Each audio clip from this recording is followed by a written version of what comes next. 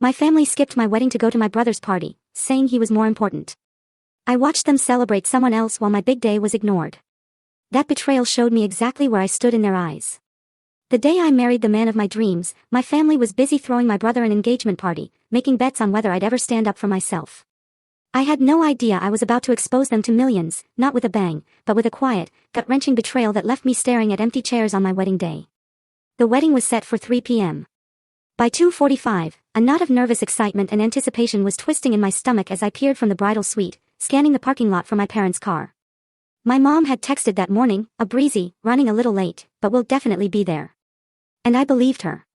3 o'clock came and went. Then there was a soft knock on the door, and my wedding coordinator, usually unflappable, stood there with a look on her face that made my heart drop, the kind of look that precedes terrible news. "Most of your family hasn't arrived yet," she said, her voice careful, almost hesitant. "Should we wait?"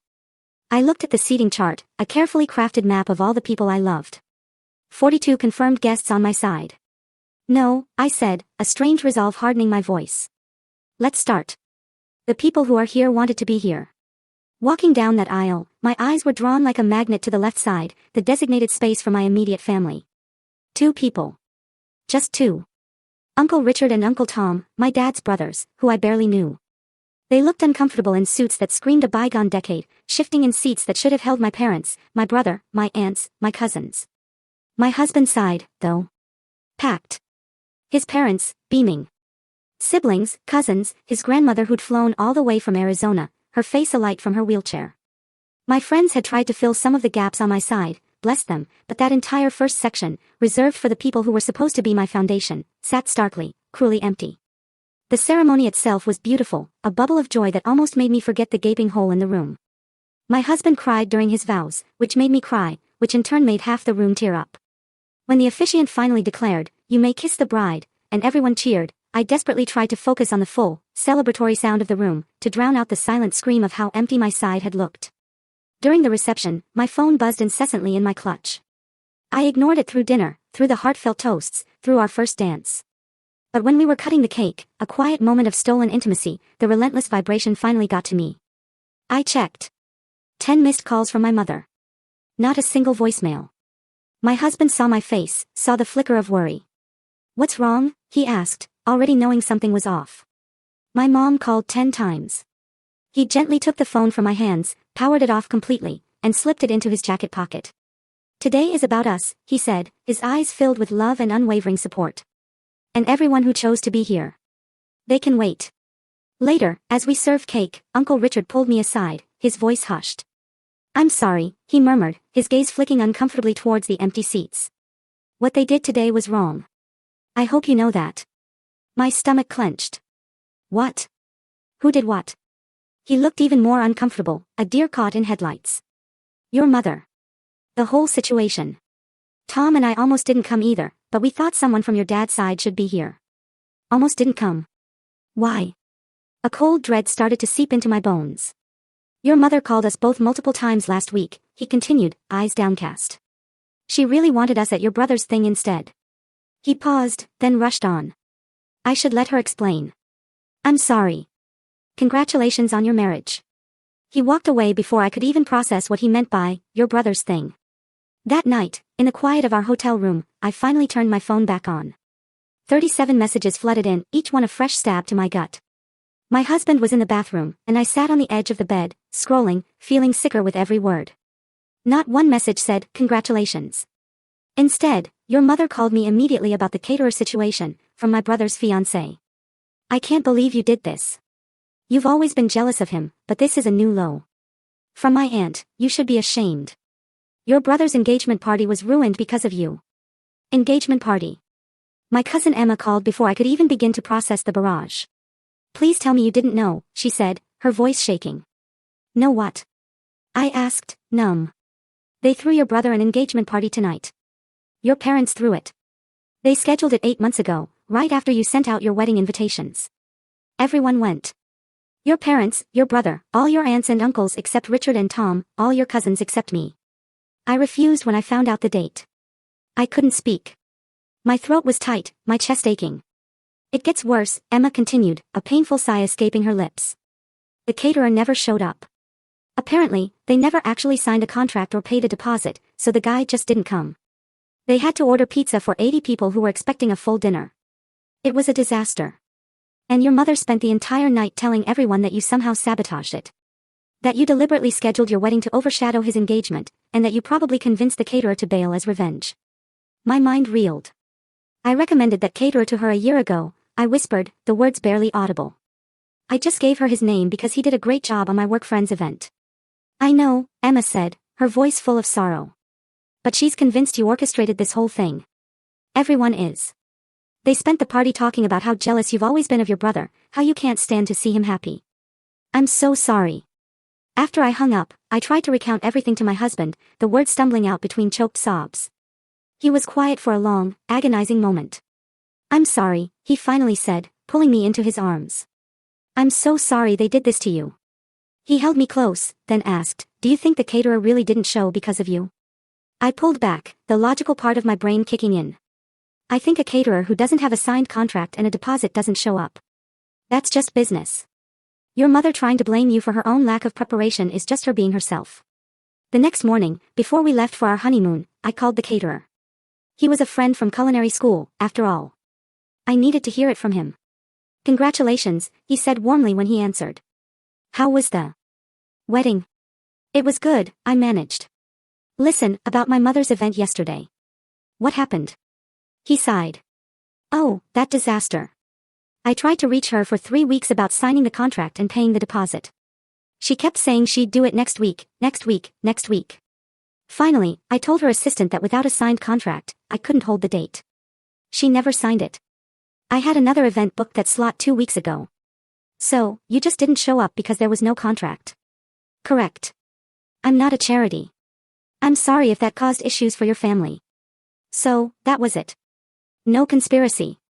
No sabotage. Just my mother failing to handle basic event planning, then projecting her failure onto me. We spent our honeymoon in the mountains, a week of hiking and trying not to think about my family. But the whole time, my mind kept returning to one agonizing thought. They'd planned this. They'd known my wedding date for over a year. They deliberately scheduled his engagement party on the same day and then convinced the entire family to skip my wedding. When we got back, my phone showed 63 new messages. I didn't respond to any of them. I blocked my mother, my father, and my brother. I couldn't deal with the anger, the hurt, the sheer audacity of it all. Not yet. A week later, Uncle Richard called from his private number. I need to explain why Tom and I came to your wedding, he said, his voice hesitant. Okay, I replied, my voice dry. Your mother called me 4 times that week. She said it would mean a lot if Tom and I skipped your wedding and came to your brother's party instead. She really pushed hard. But you came anyway. He paused. Tom and I decided that what your parents were doing was wrong. We barely know you. We've probably seen you 5 times in 20 years. But you invited us. You sent us invitations, reserved seats for us. The right thing was to show up. I thanked him, and after I hung up, I cried for the first time since the wedding. Not because I was sad, exactly. But because someone, even someone who barely knew me, had chosen to do the right thing. 3 weeks after the wedding, Emma showed up at my apartment, her laptop clutched in her hands, looking nervous. You need to see this, she said, her voice barely a whisper. I did something probably illegal. She opened her laptop to a series of screenshots, text messages from a group chat. My brother added me to a family group chat 2 months ago, she explained. I muted it immediately because it's usually just boring stuff. But yesterday, I was looking for an old photo in my messages, and I scrolled through the chat. These conversations go back 9 months. She took a deep breath. I started taking screenshots when I realized what I was seeing. The first screenshot was dated 9 months before my wedding. From my mother, I think we should do the engagement party the same day as her wedding. From my brother, seriously, won't she be really upset? From my mother, she'll get over it like she always does. And this way we'll finally see who really matters to this family. I kept scrolling, a cold, hard rage building in my chest. Dozens of messages. My mother meticulously organizing the engagement party, specifically choosing my wedding date. My brother, initially hesitant, then fully buying into the plan. His fiancée actively participating, making cruel jokes about how I'd probably cry to my friends but wouldn't actually say anything to them. My aunt, she's always been too sensitive. This will be good for her. And then the bets. Actual bets about whether I'd confront them. My cousin, $20 says she doesn't say anything and just quietly resents us forever. My aunt, I'll take that bet. She might actually say something this time. My mother, she won't. I know my daughter. She never stands up for herself. There were cruel jokes about my husband, comments about how I'd settled and how the marriage probably wouldn't last 2 years. Messages about how I'd always been jealous of my brother and this wedding was just me trying to get attention. And then, there, in the participant list, a name that made my stomach drop into a bottomless pit. My best friend from high school. The girl I'd known since we were 14. She'd been in this chat for months, watching them plan this, saying nothing to warn me. I'm sorry, Emma said, her voice filled with anguish. I know this is awful to see. My husband, who had been reading over my shoulder, took a deep, shaky breath. This is calculated, he said, his voice low and dangerous. This wasn't a scheduling conflict. They planned this deliberately to hurt you. The realization hit me with a strange clarity. They thought I wouldn't do anything about it. They'd been so confident I'd just accept it. What are you going to do? Emma asked, her eyes wide with concern. I don't know yet, I said, a new resolve hardening my voice. But I'm keeping these. I saved the screenshots in 3 different places. I didn't know if I'd ever need them, but having proof felt important, like a shield. 2 weeks went by. I tried to focus on my life. My husband and I were settling into married life, even started looking at bigger apartments. I'd gotten a promotion at work that meant planning major corporate events instead of just assisting. Things were good, or at least they were getting there. Then Emma called in a panic. I need to tell you something, and you're going to be mad. A familiar knot of dread tightened in my stomach. What happened? I told my roommate about everything, she blurted out. Just venting, you know. And this morning, she posted the whole story on Reddit, including the screenshots. It's going viral. Like, hundreds of thousands of people have already seen it. I tried to get her to take it down, but she's refusing. She says your family deserves to be exposed. I searched for it immediately. It took 10 seconds to find. The post had the whole story, the wedding, the engagement party, the screenshots, everything. And it had already been shared thousands of times across different platforms. The comments were brutal. This is narcissistic abuse. I hope she never speaks to them again. That brother is pathetic. Imagine being this much of a mama's boy at his age. People had found my brother's social media already. His Instagram was flooded with comments. Someone had identified the venue for the engagement party and left a terrible review mentioning the family drama.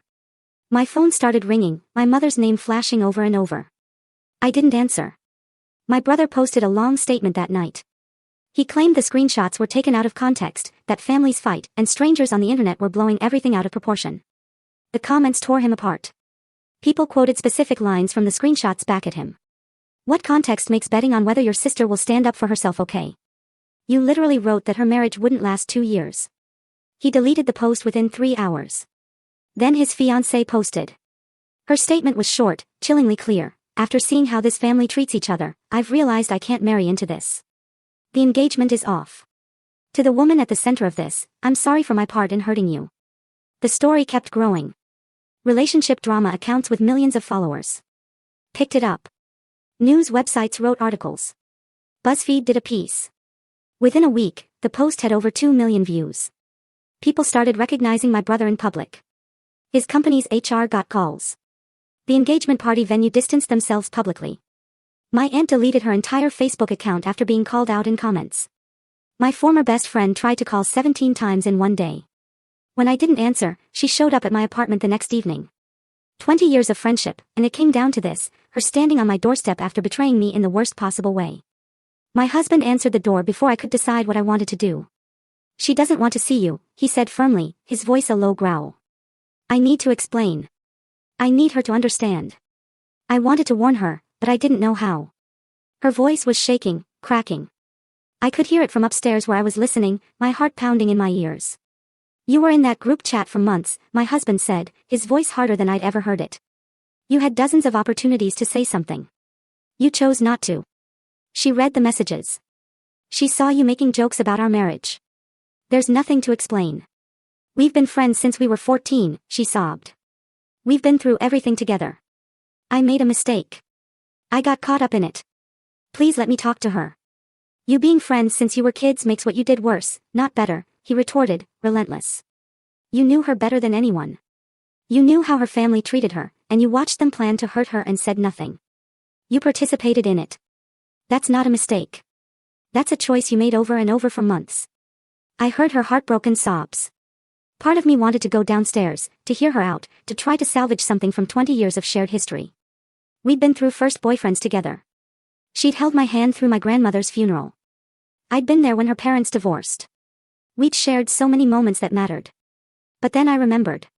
Her in that group chat, laughing at jokes about my husband, betting on whether I'd stand up for myself, participating in the planning of my public humiliation. She'd chosen to be part of it for months, and she'd never once texted me privately to say, "Hey, something weird is happening," or, "I think you should know."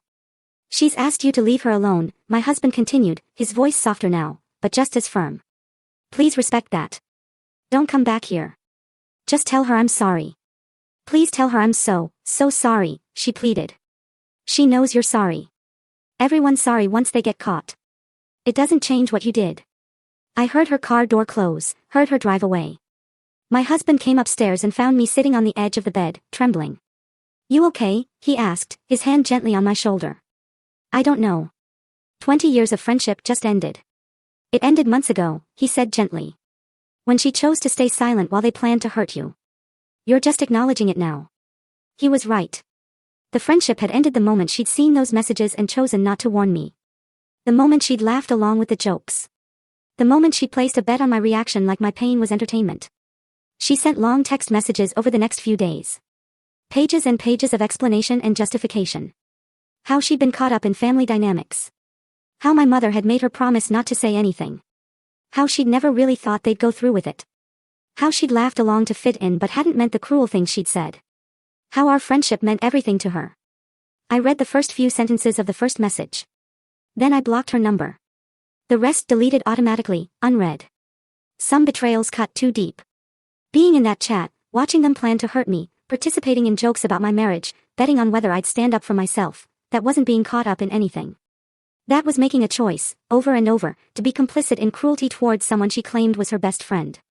Emma felt guilty about it all going viral. "I'm sorry," she said when we met for coffee. "My roommate thought she was doing the right thing, but I know this has made everything more complicated." I looked at her, my heart filled with gratitude for her unwavering loyalty. "It's not your fault," I told her. "And honestly, I think it needed to happen. They spent so long controlling the narrative, making me look like the problem. Now everyone can see the truth. I didn't have to say a word. They convicted themselves with their own messages. Still, I know it's been hard." "Hard, yes," I agreed, taking a sip of my coffee. "But also freeing. I don't have to wonder anymore if I'm overreacting or being too sensitive. 2 million people saw the same evidence I did and reached the same conclusion. What they did was wrong." The attention died down gradually over the next month. The post stopped appearing on the front page of Reddit. The news cycle moved on to other dramas. But the damage to my family's reputation was permanent. People in their community remembered. People at my brother's work remembered. They'd wanted to make me look bad. And instead, they'd exposed themselves. Reporters reached out, asking for interviews. Podcast producers offered money for exclusive rights to tell my story. A literary agent contacted me about writing a book. People wanted to turn my pain into content, into entertainment, into a product they could sell. I declined everything. I gave the same response to everyone: this is my life, not a story. I'm not interested in discussing it publicly. Please respect my privacy. My husband and I talked about whether we should release a statement or try to get the post taken down somehow. In the end, we decided to do nothing. The story was out there. My family had put everything in writing themselves. They'd documented their own cruelty. I hadn't posted anything, hadn't sought attention, hadn't wanted any of this. But since it was out there, at least the truth was visible. "Do you regret it?" my husband asked one night as we were getting ready for bed, referring to keeping the screenshots. "If Emma hadn't taken those photos, none of this would have happened. None of this would have been exposed," I corrected him softly. "It still would have happened. They still would have planned it, still would have done it, still would have tried to make me the villain. The only difference is now there's proof. Now I don't have to just say they deliberately sabotage my wedding and hope people believe me. The proof is right there in their own words." Fair point. Besides, I added, turning to face him, would I really want to protect people who did that to me? Who spent months planning to hurt me, then blamed me for their own failures? No. They did this to themselves. My brother's fiancé, his ex-fiancé now, reached out about 2 months after the viral post. She sent a carefully worded message apologizing for her part and explaining that seeing it all laid out had made her realize she'd been manipulated, too. I thought I was part of an inside joke, she wrote. I thought we were all just teasing you the way families do. But when I saw those messages from the outside, when I read them as a stranger might, I realized how cruel they were, how calculated the whole thing was. I'm sorry I participated. I hope you're doing well. I appreciated the message, but I didn't respond. She'd been an adult who'd made her own choices. I was glad she'd gotten out of that family before legally binding herself to them. But her realization didn't change what she'd done. The viral post eventually faded from the front pages after about 3 weeks. Though people still commented on it occasionally. Every few months, someone would discover it and share it again, and there'd be a small resurgence of attention. This story lives rent-free in my head, people would comment. I think about this wedding betrayal at least once a week. It became one of those internet stories that people referenced, that entered the cultural conversation. My brother deleted all his social media accounts. All of them. Instagram, Facebook, Twitter, LinkedIn. He went completely dark online. According to Emma, who still had mutual friends with some of our extended family, he'd moved to a different city and was trying to start over where no one knew the story. I didn't blame him for that. I wouldn't want to stay somewhere everyone knew what I'd done either. My mother apparently complained to anyone who would listen about how I destroyed the family, how I'd aired private business publicly, how I was vindictive and cruel. She conveniently forgot, or chose not to mention, that I hadn't been the one to post anything. She also didn't mention the group chat, the deliberate planning, any of the context that explained why the story had resonated with millions of people. Occasionally, someone from my extended family would reach out, an aunt I hadn't seen in years, a cousin I barely remembered. They all wanted to play Switzerland, to act like both sides were equally wrong, to push for reconciliation and healing. I shut them all down with the same message. I appreciate your concern, but this isn't a both sides situation. They deliberately sabotaged my wedding. They put it in writing. They never apologized. I'm not interested in reconciling right now. If that changes in the future, I'll reach out. Please respect my decision. Most of them backed off. A few tried to push, talking about family being forever and forgiveness being important and holding grudges only hurting myself. I blocked those ones. I didn't need people who couldn't see the difference between holding a grudge and protecting myself from people who deliberately hurt me.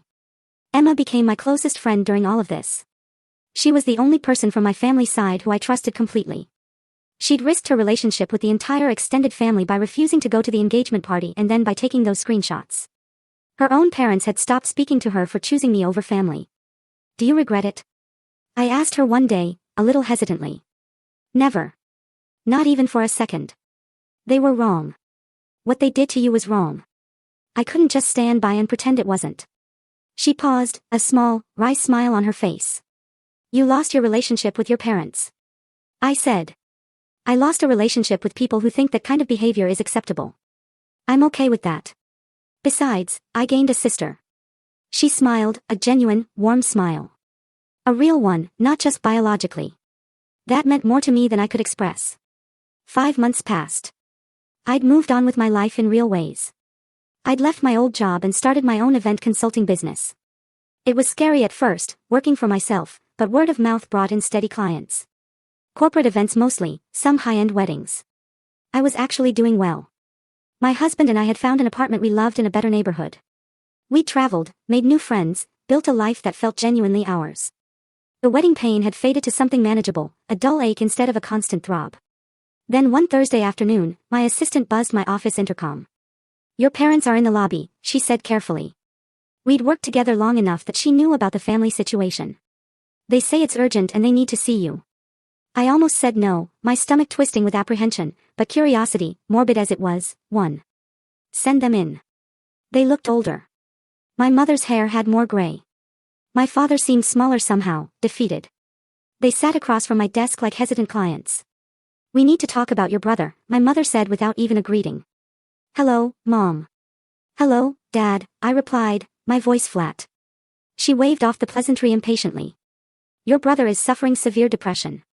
His therapist says he's having thoughts of self-harm. It's because of what happened with the viral post. He can barely function. That's terrible, I said carefully, a deep skepticism beginning to form. You need to fix this, she continued, her voice rising with a familiar demanding tone. Make a public statement saying it was all exaggerated. Tell people the screenshots were taken out of context. You want me to lie and say you didn't deliberately plan his engagement party for my wedding day? I asked, my voice calm despite the anger bubbling inside. We want you to show compassion for your brother's mental health, my father interjected, looking at me with a pained expression. Just then, my phone rang. Emma. Emma, I answered, putting her on speaker.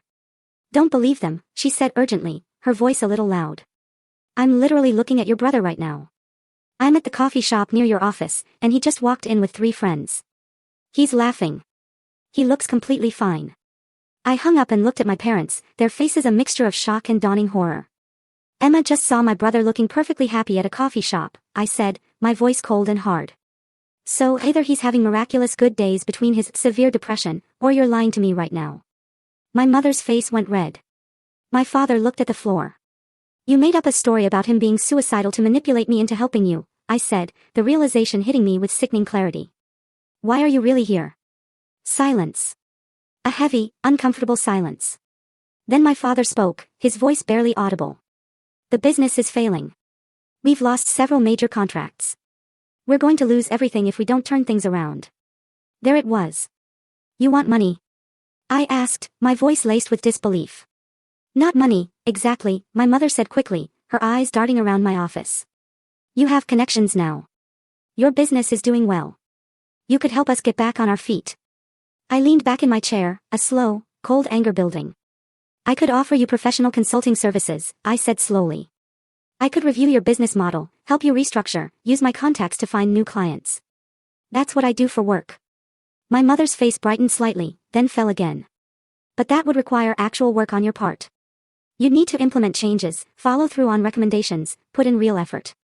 We don't need advice, my mother said, dismissively waving her hand. We need you to use your connections to get us contracts directly. So, you want me to leverage my professional reputation to bail you out, but you don't actually want to fix the problems in your business.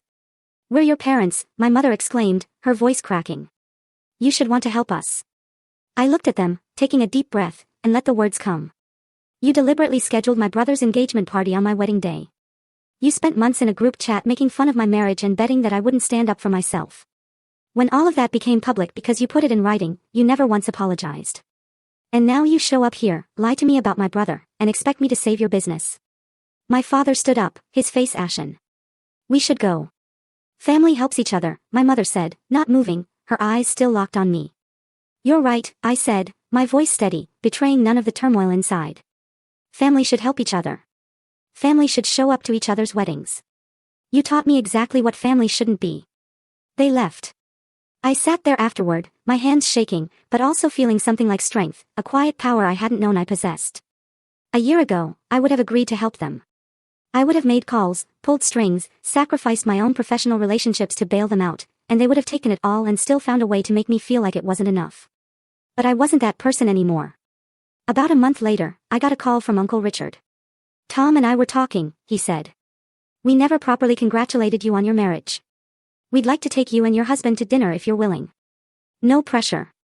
We just want you to know that not everyone in the family is like your parents. We went to dinner the following week. It was surprisingly nice. Uncle Richard and Uncle Tom were funny, had interesting stories, asked genuine questions about our lives. They told us about the fallout from the engagement party, how most of the family wasn't speaking to them for choosing me over family. We don't regret it, Uncle Tom said, his gaze steady. What your parents did was wrong. What the whole family did was wrong. You deserved better than that. By the end of dinner, they'd invited us to Thanksgiving at Uncle Richard's house. Family who actually acts like family, he said. No drama, no manipulation, just food and football. We went. It was one of the best Thanksgivings I'd ever had. Meanwhile, my former best friend kept trying. She sent gifts to my office. Expensive things, baby blankets even though I wasn't pregnant yet, designer items I'd mentioned wanting years ago. Each came with a note about how sorry she was, how she'd been caught up in family dynamics, how she hoped we could talk. I donated everything to women's shelters. She'd been in that group chat for months, watching them plan to sabotage my wedding, making jokes about my husband, and she'd said nothing. That kind of betrayal doesn't get fixed with expensive gifts. Finally, after the 4th gift, I sent her one text. Stop sending things. We're not going to be friends again. I hope you have a good life, but it won't include me. She called immediately. I didn't answer. She left a voicemail, crying, explaining, apologizing. I deleted it without listening to all of it. Some bridges, once burned, stay burned. My business was growing faster than expected. I hired an assistant, then a second one. We moved into a real office space. I was handling 3 or 4 major events per month. The work was challenging but satisfying. My husband's mother asked if she could feature my business in her book club newsletter. The book club had about 200 members, mostly wealthy women. I got 6 new clients from that newsletter alone. Thank you for everything, I told her over coffee. For being at my wedding, for accepting me, for this. She smiled, her eyes kind. You're my daughter now. That's what family does. A full year after my wedding, I received a certified letter at my office. Inside was a lawsuit. My brother was suing me for defamation, emotional distress, and damages to his reputation and career prospects. He was demanding $50,000 and a public apology. I called a lawyer that afternoon. Her name was Ruth, and she came highly recommended for defamation defense. She read through the lawsuit while I sat in her office, a mixture of disbelief and exasperation swirling inside me. After about 10 minutes, she looked up with what I can only describe as barely contained amusement. This is one of the weakest defamation claims I've seen in my career, she said. First, you didn't post anything, so you're not liable for defamation. Second, truth is an absolute defense. These screenshots prove everything. Third, your brother put this in writing himself. He created the evidence. Fourth, his claim that he lost job opportunities. He'd need to prove that, which would be nearly impossible. So, what do I do? I asked, a sliver of hope beginning to form. I'll file a motion to dismiss. We'll submit the screenshots as evidence. I'll also include the timeline showing you had nothing to do with the post. This will take a few months to work through the system, but I'm confident it'll be dismissed. A few months? I asked, deflating slightly. Courts are slow. Even weak cases take time to dismiss. Could be anywhere from 4 to 7 months, unfortunately. But the good news is you won't need to do much. I'll handle all the filings. She was right about the timeline. 4 months later, after multiple filings and one brief hearing where my brother's lawyer looked increasingly uncomfortable, the case was dismissed. The judge's written opinion noted that the plaintiff had failed to demonstrate any false statements and that he appeared to be attempting to use the legal system to avoid facing consequences for his own documented actions. My brother's lawyer withdrew from the case. According to Ruth, he'd apparently told another attorney that he wished he'd vetted the case more carefully before filing. That same week, I got the dismissal notice. I also found out I was pregnant. I'd been feeling off for a couple of weeks, more tired than usual, queasy in the mornings. I took a test, mostly to rule it out. 3 pink lines. 3 separate tests, all positive. I called my husband at work. Can you come home? I need to tell you something. He was there in 15 minutes, probably breaking every traffic law. I met him at the door with the 3 tests. We're having a baby. We're having a baby. He picked me up and spun me around, both of us crying and laughing, the joy almost overwhelming. When he put me down, we just stood there, processing it, tears streaming down our faces. Are you going to tell your family? He asked eventually, his voice soft. Over the next few days, we talked about it constantly. What kind of parents we wanted to be. How we'd handle my family. Whether my parents deserved to know their grandchild. I need to think about what I'm hoping for if I tell them, I said one night. Am I hoping they'll magically change? Because people don't usually change without wanting to. It's your choice completely, my husband said, his hand finding mine. But whatever you decide, I want you to protect yourself. Protect our baby. That matters most. I thought about it for a week. Finally, I decided to call them, to offer one last chance, but with clear boundaries I'd actually enforce. I practiced what I wanted to say, wrote it down, revised it, practiced in the mirror. My mother answered on the first ring. What do you want? She snapped, her voice sharp. I'm pregnant. 14 weeks along. Silence. The line was dead silent. I'm offering you a chance to be part of your grandchild's life, I continued, my voice steady, but it comes with non-negotiable conditions.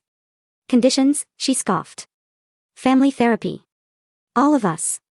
You have to actually work on changing your behavior, not just say you will. And you have to respect the boundaries I set. No manipulation, no guilt trips, no treating me like I'm unreasonable when I enforce those boundaries. If you can't do those things, you don't get to know your grandchild. You can't keep a grandchild from us. We have rights, she raged, her voice rising. Actually, I can. I already checked with a lawyer. Grandparents' rights are very limited in this state, especially when there's documented evidence of a toxic relationship. I can absolutely prevent your access to my child if I decide you're harmful, but I'm giving you a chance to prove you can be healthy to be around. This is me extending an olive branch. Take it or don't. More silence. Then, a grudging, we'll think about it. She hung up. 3 days later, my father called. We'll do the therapy. Your mother and I talked. We want to meet our grandchild. We'll do what you're asking. I almost dropped the phone. Really? Really? We'll start whenever you want to set it up. We'll show up. We'll participate. I found a therapist who specialized in family dynamics and narcissistic family systems. Her name was Dr. Martinez, and she had zero tolerance for BS. The first session was tense. My parents sat on one couch, stiff and wary. I sat on another, my heart hammering against my ribs. Dr. Martinez sat between us in a chair, observing us all with calm, assessing eyes. Let's start with why we're here, Dr. Martinez said. Each of you tell me in your own words what brought you to my office. My mother went first, her tone aggrieved. Our daughter is pregnant, and she's threatening to keep us from our grandchild unless we come to therapy. We're here to prove we're willing to work on our relationship. Dr. Martinez nodded slowly, her gaze unwavering. And you? She looked at my father. Same thing. We want to meet our grandchild. She says we need therapy first. And you? She looked at me, her eyes kind but firm. I took a deep breath, marshaling my thoughts. My parents deliberately sabotaged my wedding by scheduling my brother's engagement party on the same day. They spent months in a group chat making fun of my marriage and betting I wouldn't stand up for myself. When it all became public, they never apologized. They showed up at my office 5 months ago, lying about my brother being suicidal to try to manipulate me into helping save their failing business. I'm here because I want my child to have grandparents, but only if they can be healthy, non-toxic grandparents. I'm not optimistic, but I'm willing to try. That's not what happened, my mother started, indignant. Dr. Martinez held up a hand, silencing her without a word. Let's start with the wedding. Walk me through exactly how you chose the date for your son's engagement party. We looked at venues, and that was the date that worked. What other dates did you look at? I don't remember exactly, my mother fumbled. But you remember this specific date worked. Why this date over others? My mother got flustered, her eyes darting around the room. Dr. Martinez waited, patient and calm, her silence a powerful force. Finally, slowly, my mother admitted that yes, she'd known it was my wedding day. Yes, she'd chosen it deliberately. And why did you choose that date specifically? I wanted to see who would show up to what. Why did you need to know that? It took 30 minutes of careful, persistent questions, but eventually my mother admitted she'd wanted to prove that my brother was more important to the family than I was, that she'd needed validation, that her favoritism was justified. And how do you think that made your daughter feel? Dr. Martinez asked, her voice gentle. I didn't really think about it. Why not? I don't know. I think you do know. Take your time. The session ended with homework. My parents had to write down specific instances where they'd chosen my brother over me and why. They had to think about what they'd been hoping to accomplish. They showed up to the next session with their homework done. My mother's list was longer than I expected. Times she'd missed my school events to attend my brother's. Times she'd given him money but told me I needed to manage better. Times she'd believed him over me in arguments without asking for my side. Why did you make these choices? Dr. Martinez asked. He was easier, my mother said quietly, almost a whisper. Your brother was easier to love. He was more like me. You were always different, always questioning things, always wanting explanations. He just accepted what I said. It wasn't an apology, but it was honest. Maybe for the first time. The sessions continued weekly. Some weeks were better than others. My mother backslid constantly at first, falling into old patterns. My father remained mostly silent, a shadowy figure of complicity, but Dr. Martinez pushed him to speak up, to take responsibility for his own choices instead of blaming everything on my mother. In the 6th session, things nearly fell apart. I've been thinking about the wedding, my mother said, her voice tight, and I still think you overreacted. I braced myself. Yes, we scheduled the party that day, but you could have just accepted it instead of holding a grudge. I stood up, my chair scraping loudly against the floor. This isn't working. You're not actually changing. Dr. Martinez gestured for me to sit back down, her expression unwavering. Hold on, let's unpack this. She turned to my mother. You think your daughter overreacted by being hurt that her entire family skipped her wedding? She made such a big deal out of it. Her family skipped her wedding. All of them. That's not a small thing. Family dynamics are complicated. They don't have to be this complicated. You made a choice to hurt your daughter deliberately to prove a point about favoritism. She had a right to be hurt. She has a right to set boundaries. Now, if you can't acknowledge that what you did was genuinely harmful, we can't make progress. My mother was quiet for a long time, her face contorted. Then, to my surprise, she started crying. Real tears. I didn't want to admit it, she said, her voice thick with emotion. If I admit it was wrong, then I have to admit I've been wrong about so many things. That I've hurt her for years. That's too much to face. But you have to face it if you want a relationship with your daughter and your grandchild, Dr. Martinez said gently. You have to face what you've done. That's the only way forward. That was the turning point. Not an immediate fix, not a magical erasure of decades of pain, but the beginning of real change. By the 8th session, my mother actually apologized. Specifically. Concretely. I should have come to your wedding. I should have told your brother to choose a different date for his party. I should have made you a priority instead of always putting him first. I'm sorry. I was wrong. It wasn't everything, it didn't erase decades of hurt, but it was something. My father's apology came in the 10th session. I knew what she was doing was wrong. I should have stood up for you. I took the easy way out by just going along with it. That was cowardly. I'm sorry. We kept going to therapy. Even after my parents apologized, we kept going, because apologies are just words. Behavior change is what matters. In session 13, my mother backslid hard. She made a comment about how my brother's future children would be the real grandchildren since they'd have the family name. I called her out immediately. She got defensive. We spent an hour working through why that statement was harmful and what pattern it represented. But she came back the next week and apologized again. She was trying. Imperfectly, messily, but trying. My brother refused every invitation to participate in therapy. Dr. Martinez tried to involve him, but he declined. On social media, the new accounts he'd made with privacy settings, he still positioned himself as a victim. He'd lost friends, lost professional opportunities. The viral post had done real damage to his reputation. Part of me felt guilty about that sometimes. But then I'd remember the group chat, the bets, the deliberate cruelty, and the guilt would fade. He'd made his choices. I couldn't protect him from the consequences. Dr. Martinez helped me work through that guilt. You didn't do anything wrong, she reminded me in our individual session. He participated in planning to hurt you. He put it in writing. Those were his choices. You're not responsible for how other people reacted to seeing proof of his behavior. As my pregnancy progressed, my husband's family became even more involved, in ways that showed me what family was supposed to look like. His mother called every week just to check in. Not because she needed something, but because she genuinely cared. His sister threw me a surprise baby shower at 7 months that made me cry happy tears. 60 people showed up. All people who actually wanted to celebrate with us. The shower was at his parents' house, their backyard decorated with yellow and white balloons since we weren't finding out the gender. My friends were there, my work colleagues, Uncle Richard and Uncle Tom with their wives, Emma, obviously, even some women from my client events who'd become friends over the months of working together. My mother-in-law had put together a slideshow of photos from my wedding, but edited so you couldn't see the empty chairs on my side, just shots of me and my husband, of us with his family, of us with our friends. She'd captioned each photo with something sweet. Under our first dance photo, the beginning of forever. Under a photo of me laughing with her, the daughter I always wanted. That last one made me cry. Not sad crying. Just overwhelmed by the realization that I'd found a family who chose me, who wanted me, who made space for me without conditions. Thank you, I told her later while we were cleaning up. For everything, for being at my wedding, for this shower, for just being a mom to me. She hugged me tight. You're my daughter now, she said simply. That's not conditional. That's not something you have to earn. You're family. My parents weren't invited to the shower. I'd thought about it, talked it through with Dr. Martinez, but I wasn't ready. They'd been in therapy for 4 months at that point. Making progress, but still inconsistent.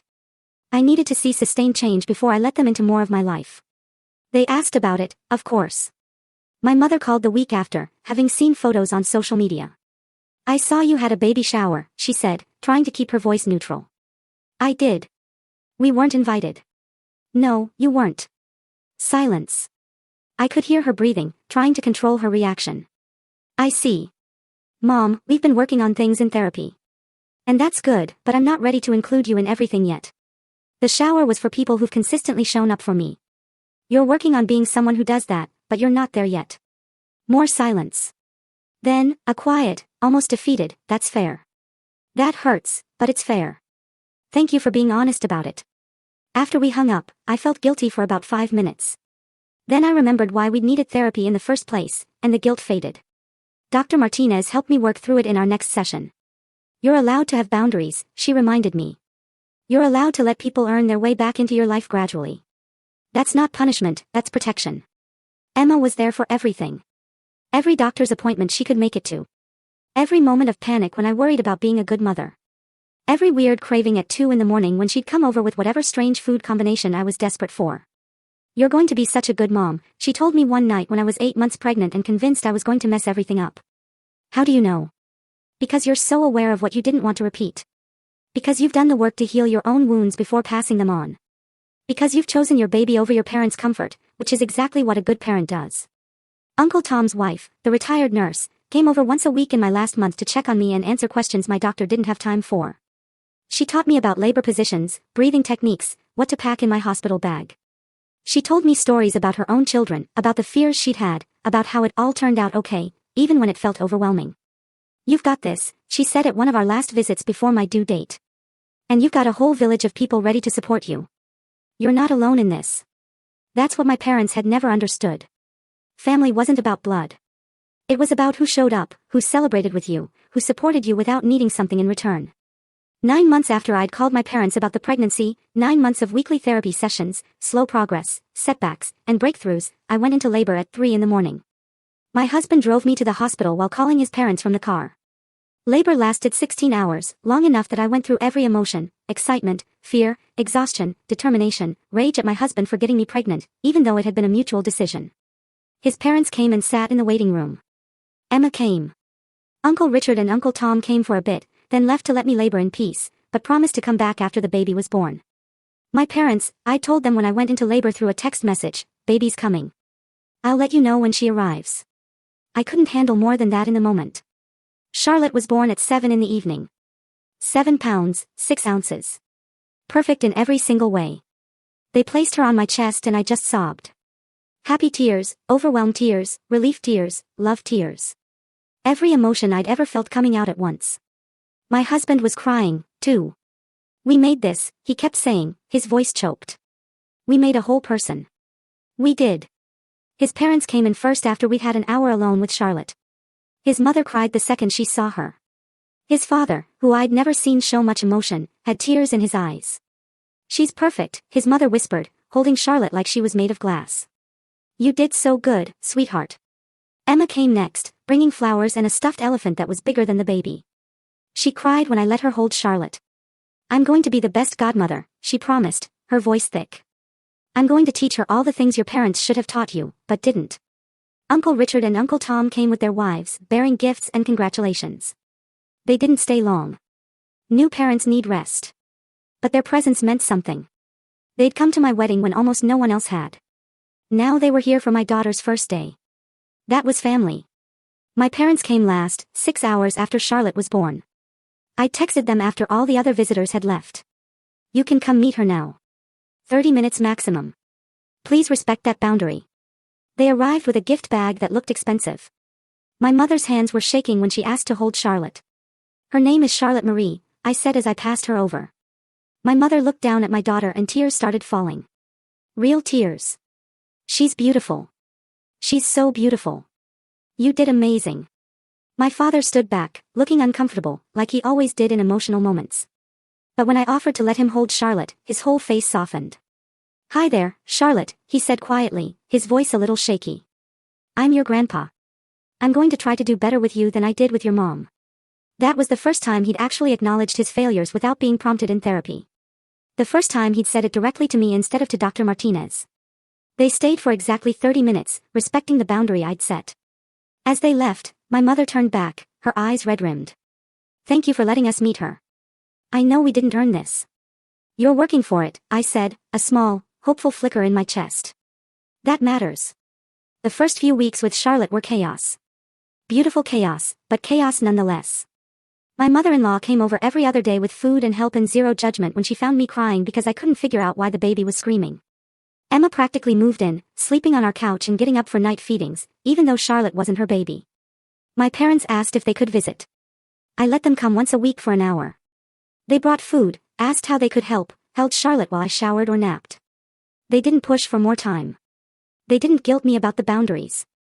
They just showed up consistently, proving they could be trusted with small things before I let them have bigger things. In one visit, my mother asked if she could do anything to help around the house. The laundry needs folding, I said, expecting her to make an excuse. She spent her entire hour visit folding baby clothes, organizing Charlotte's dresser, not complaining once. When she left, she hugged me and said, "I'm proud of you. You're an amazing mother." That was new. She'd never said she was proud of me before.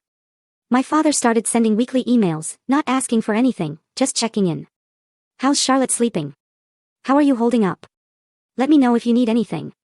Short, simple, but consistent. After 2 months, I let them extend their visits to 2 hours. After 3 months, twice a week. After 4 months, my mother asked if she could babysit for an hour while I went to a doctor's appointment. I said yes, and she did great. When I came back, Charlotte was fed and happy, and my mother had cleaned my kitchen without being asked.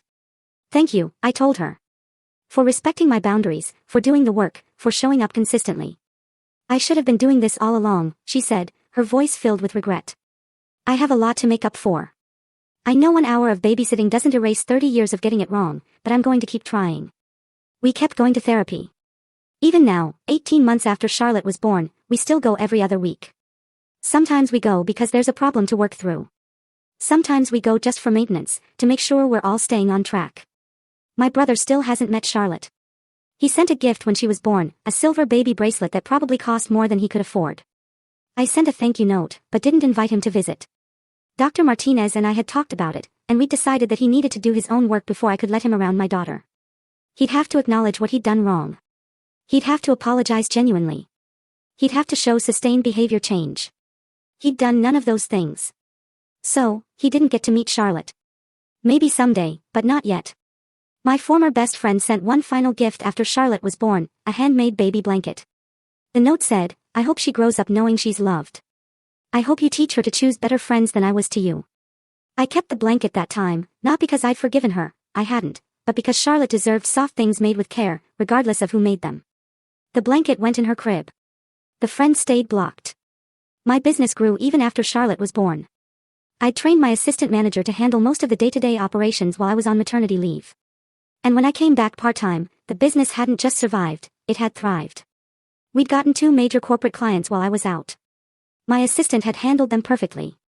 "I think I need to promote you to partner," I told her during a check-in meeting. Her face lit up. "Really? Really? You've earned it. You've been running this place, and you've been doing it better than I would have. Let's make it official." Having a partner meant I could work less, be home more, have actual work-life balance. It meant I could afford to turn down clients that didn't align with my values. It meant I had breathing room. Charlotte's first birthday party, a tradition my mother-in-law insisted on making special with a small family gathering, happened on a Saturday in October. My backyard was full of people. Both sets of grandparents, my parents had earned the invitation by then. Uncle Richard and Uncle Tom with their families. Emma, obviously. Work friends, parent friends from Charlotte's music class, my husband's siblings.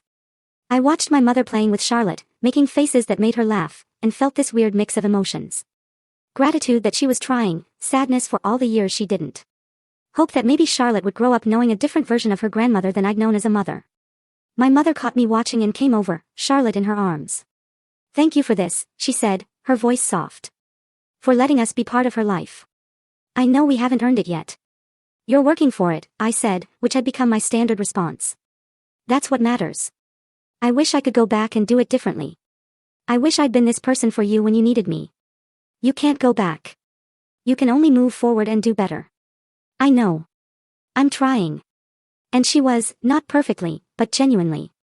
Now, almost 3 years after that wedding where almost no one from my family showed up, 18 months since Charlotte was born, I'm sitting in her nursery while she naps. My husband is downstairs making dinner. My parents are coming over tomorrow for our weekly Sunday dinner, something that's become a regular part of our routine.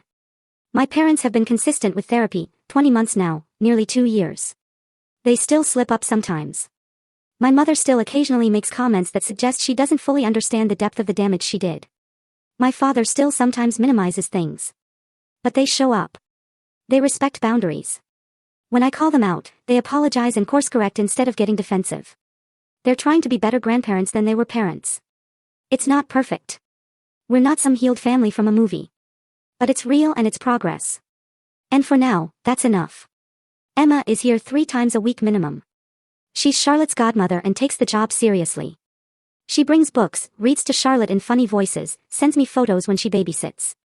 Uncle Richard and Uncle Tom have become Charlotte's great uncles in truth, not just title. They come to every milestone. First smile, first laugh, first time rolling over. They're more involved than my parents in some ways. My brother and I still haven't spoken, almost 2 years now. I don't expect that to change. He's apparently dating someone new, someone outside the family drama. I hope he's happy. I hope he's learned something, but his growth or lack of it isn't my responsibility. My husband comes upstairs with Charlotte's bottle. She's starting to wake up, he says. And sure enough, I hear her making little noises on the baby monitor. I'll get her, I say. When I pick her up from her crib, she smiles at me. A big, gummy smile that makes my heart feel too big for my chest. Hey, baby girl, I whisper. You're so loved. You're so wanted. You'll never wonder about that. I promise. And that's the difference. That's everything. Charlotte will grow up knowing she's a priority. Not just in words, but in actions. Not just when it's convenient, but always. She'll grow up seeing what healthy boundaries look like, what respect looks like, what love looks like when it's not conditional. My parents will be part of that if they continue doing the work. And if they don't, if they fall back into old patterns, I won't hesitate to protect Charlotte the way I should have protected myself, because I'm not that girl anymore. The one who accepted empty chairs at her own wedding and convinced herself it wasn't that bad. The one who made herself small so others could feel big. The one who let people treat her poorly because family was supposed to matter above all else. I'm Charlotte's mother now. And that means something different. That means she comes first. That means protecting her from toxicity, even when it's family. Especially when it's family. My phone buzzes. A text from my mother. Tomorrow at 3, I'm making that pasta you used to like. And I got Charlotte a little outfit. Hope that's okay. I smile and text back. 3 is perfect. Can't wait. It's not perfect. It might never be perfect. But it's honest. It's real. It's built on work and boundaries and genuine effort to change. And for now, for today, that's enough. Charlotte finishes her bottle and falls back asleep in my arms. I sit there holding her, looking at her perfect face, and think about that wedding day, the empty chairs that broke my heart. The humiliation I felt, the moment I realized my family had chosen cruelty over love. I wouldn't wish that pain on anyone. But I also wouldn't be here without it. I wouldn't have built this life. Wouldn't have found my strength. Wouldn't have learned to set boundaries and enforce them. Sometimes the worst moments break us open in ways that let us rebuild into something stronger. Charlotte stirs in my arms. I kiss her forehead and put her back in her crib. Love you, baby girl, I whisper. You're going to know you matter every single day. I walk downstairs to where my husband is plating dinner. He looks up and smiles at me. Good. Yeah, I say, meaning it. Really good.